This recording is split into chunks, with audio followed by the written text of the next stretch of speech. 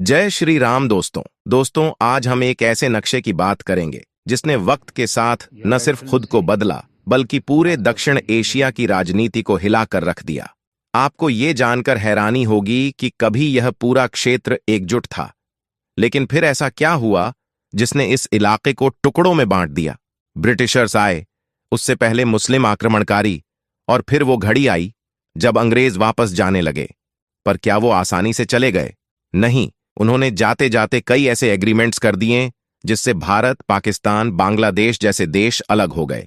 लेकिन ये सिर्फ शुरुआत थी। असली कहानी तब शुरू हुई जब इन देशों के बीच तनातनी, आतंकवाद और पानी से लेकर बिजली तक के विवाद ने जन्म लिया। और आज हर चुनाव के साथ ये तनाव बढ़ता ही गया है।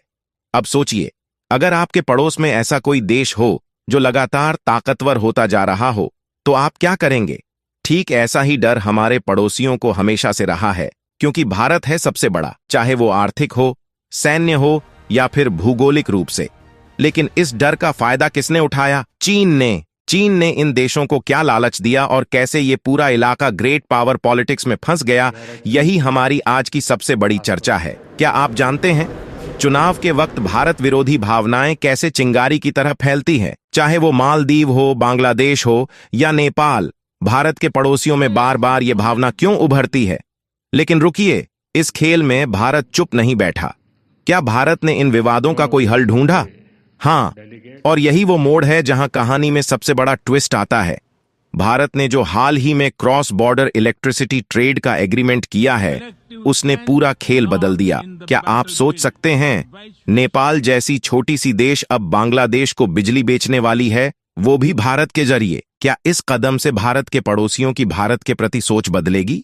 इस एग्रीमेंट की पूरी डिटेल में हम आगे बात करेंगे, लेकिन उससे पहले आपको यह जानना होगा कि कैसे यह इलाका 2014 से इस विचार पर काम कर रहा था। तब से क्या क्या बदल गया और क्यों ये एग्रीमेंट एक गेम चेंजर साबित हो सकता है। इतना ही नहीं, भारत के पास इस वक्त एक और बड़ा चैलेंज है, बीजिंग यानी चीन का बढ़ता हुआ प्रभाव। चीन इन देशों को अपने पक्ष में खींचने के लिए हर संभव कोशिश कर रहा है, और भारत इस चालाकी से निपटने के लिए क्या कर रहा है, यही वह रहस्य है जो आज हम खोलने वाले हैं। क्या भारत इस क्षेत्र का सबसे बड़ा खिलाड़ी बन पाएगा? क्या चीन की चालें नाकाम होंगी? और कैसे ये क्रॉस बॉर्डर इलेक्ट्रिसिटी ट्रेड बदल सकता है पूरी दक्षिण एशियाई राजनीति? क्या चीन का असर घटेगा? यह सवाल जितना सीधा लगता है, इसका जवाब उतना ही पेचीदा है। चीन की पिछले कुछ दशकों में दक्षिण एशिया में गहरी पैठ बनी है, और उसकी हरकतें इशारा करती हैं कि वह इस इलाके में अपनी मजबूत पकड़ बनाए रखना चाहता है। लेकिन हाल के घटनाक्रमों से लगता है कि भारत ने एक ऐसी चाल चली है जो चीन के प्रभाव को चुनौती दे सकती है। सबसे पहले नेपाल, बांग्लादेश और भारत के बीच हुए cross border electricity trade agreement को देखें।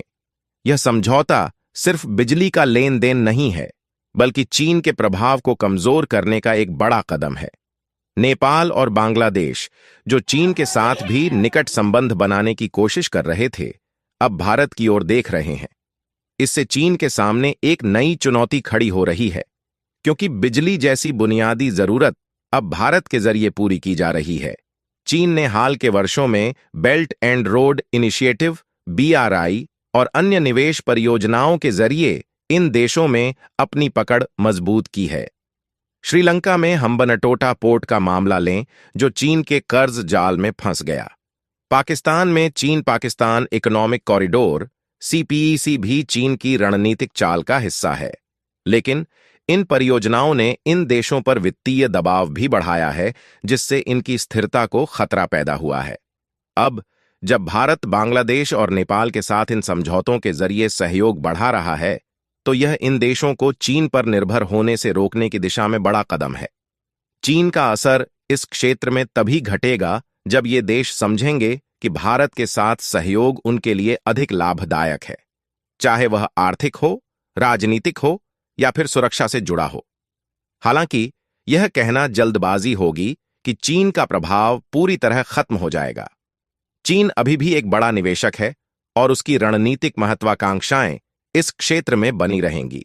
लेकिन भारत के बढ़ते कदम और इन देशों के साथ आर्थिक सहयोग चीन के प्रभाव को धीरे धीरे कम कर सकते हैं। बिजली समझौते का असर न केवल भारत, नेपाल और बांग्लादेश के बीच बढ़ते सहयोग का संकेत है, बल्कि यह दक्षिण एशिया की भू राजनीति में एक बड़ा बदलाव लाने वाला कदम भी है। इस त्रिपक्षीय समझौते के माध्यम से नेपाल की अतिरिक्त बिजली को बांग्लादेश में निर्यात करने के लिए भारत के माध्यम से भेजा जाएगा, जिससे तीनों देशों को बड़े पैमाने पर लाभ होगा। इस समझौते का सबसे महत्वपूर्ण पहलू है क्षेत्रीय ऊर्जा सहयोग। नेपाल के पास मानसून के दौरान हाइड्रो इलेक्ट्रिक पावर का सरप्लस होता है, जबकि बांग्लादेश को एनर्जी की भारी कमी का सामना करना पड़ता है। भारत, जो कि दक्षिण एशिया में एक ऊर्जा केंद्र के रूप में उभर रहा है, अब इस बिजली को बांग्लादेश तक पहुंचाने के लिए ट्रांसमिशन नेटवर्क प्रदान करेगा। नेपाल, जो हाइड्रो पावर से बिजली का उत्पादन करता है, अपनी सरप्लस बिजली बांग्लादेश को बेचकर आर्थिक लाभ कमा सकेगा।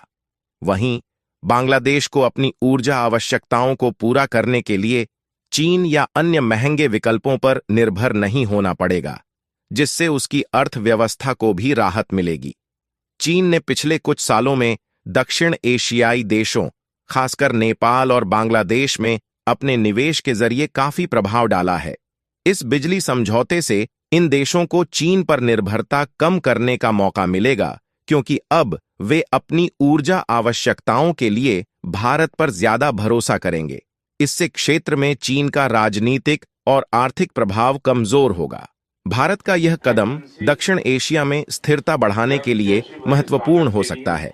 यह समझौता इन देशों के बीच आपसी विश्वास को बढ़ावा देगा और स्थायी विकास के लिए मार्ग प्रशस्त करेगा। साथ ही यह क्षेत्रीय एकता को मजबूत करेगा, जो कि लंबे समय से आतंकवाद, सीमा विवाद और राजनीतिक अस्थिरता जैसे मुद्दों से प्रभावित रहा है। यह समझौता भारत की नेबरहुड फर्स्ट नीति का एक स्पष्ट उदाहरण है, जिसमें भारत अपने पड़ोसी देशों के साथ अच्छे और लाभप्रद संबंधों को प्राथमिकता देता है। यह कदम यह साबित करता है कि भारत अपने पड़ोसियों की प्रगति और विकास में सहयोगी भूमिका निभाना चाहता है, जिससे पूरे क्षेत्र को फायदा हो। इस त्रिपक्षीय बिजली समझौते पर चीन की प्रतिक्रिया स्वाभाविक रूप से चिंताजनक और सतर्क होगी, क्योंकि यह समझौता दक्षिण एशिया में उसके प्रभाव को सीमित करने की दिशा में एक महत्वपूर्ण कदम माना जा सकता है।